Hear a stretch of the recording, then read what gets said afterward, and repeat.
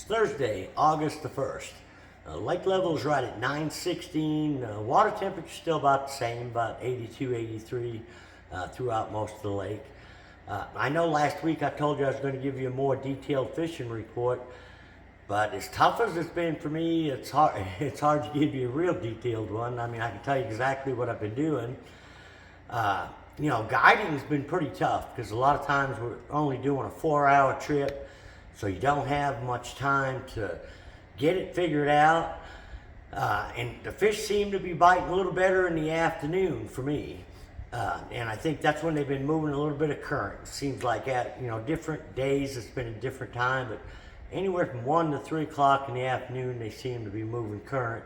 Now, on a couple of my guide trips this week, I've had to go to night crawlers on a drop shot, and that's been down in the dam area, up in the White River between Baxter and Campbell Point, and most of those fish seem to be out there anywhere from 25 to about 40 feet deep, just off the main lake, gravel, flat points. And if you're using live bait, you'll catch a lot of walleye too. There's been a lot of walleye mixed in with them, a few catfish.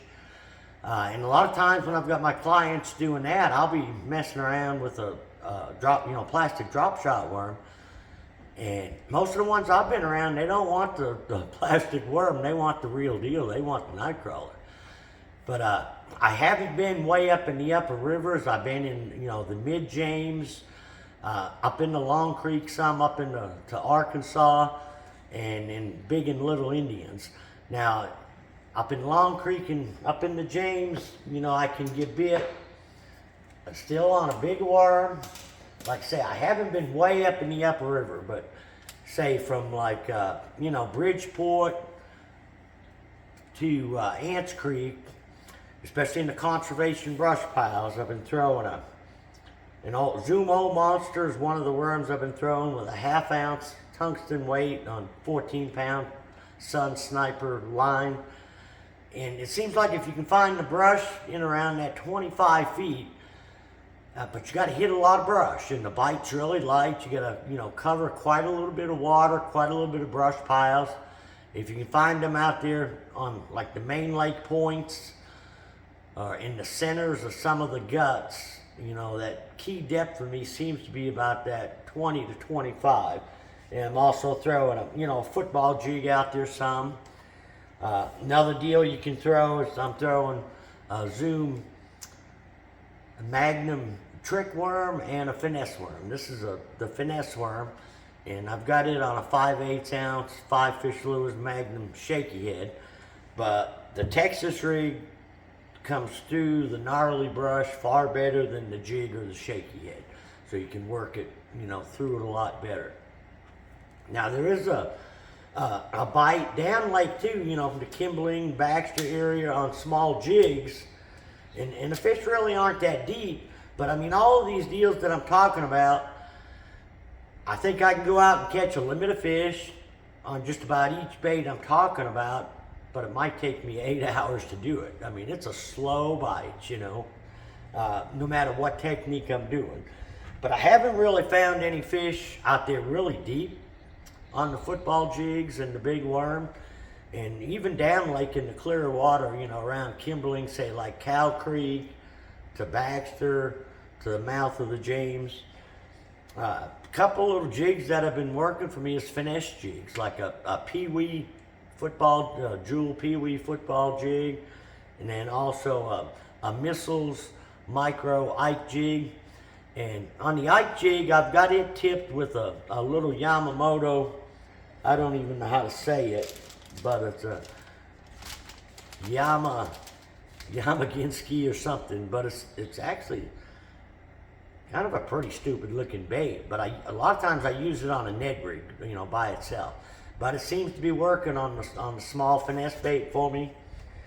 And the trailer I'm using, like the one I've got on this jewel jig, is a real small Strike King baby rage craw. It's a tiny one.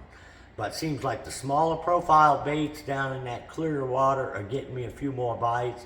And there are some smallmouth there as well. And a lot of these places I'm fishing is, main lake gravel. Don't necessarily have to be in brush, But if you got some deeper water close, someplace that rolls off from one side to the other seems to be working a little bit better.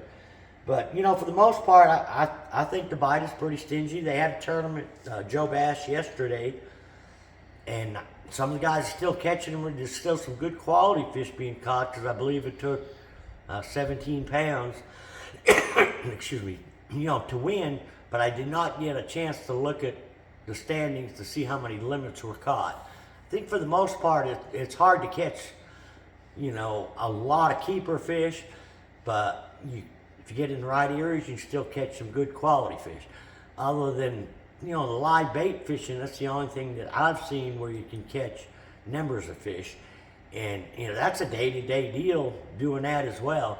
Wherever you catch them one day, it doesn't seem like they're there the next. Now, you can go out and still find the fish, but getting them to bite seems to be the trick.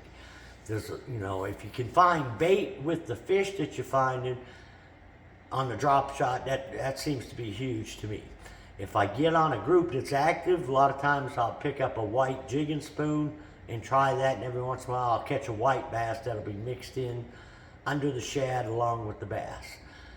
But, the temperatures are pretty hot, but I hate to say it, but I think the better bite is from noontime on, if the person can stand between the boat traffic and the temperature out there. As long as the wind is blowing, it hadn't been too awful bad out there, but when that wind lays down, when it's 100 degrees out there with about 108 heat index, it gets hot pretty quick.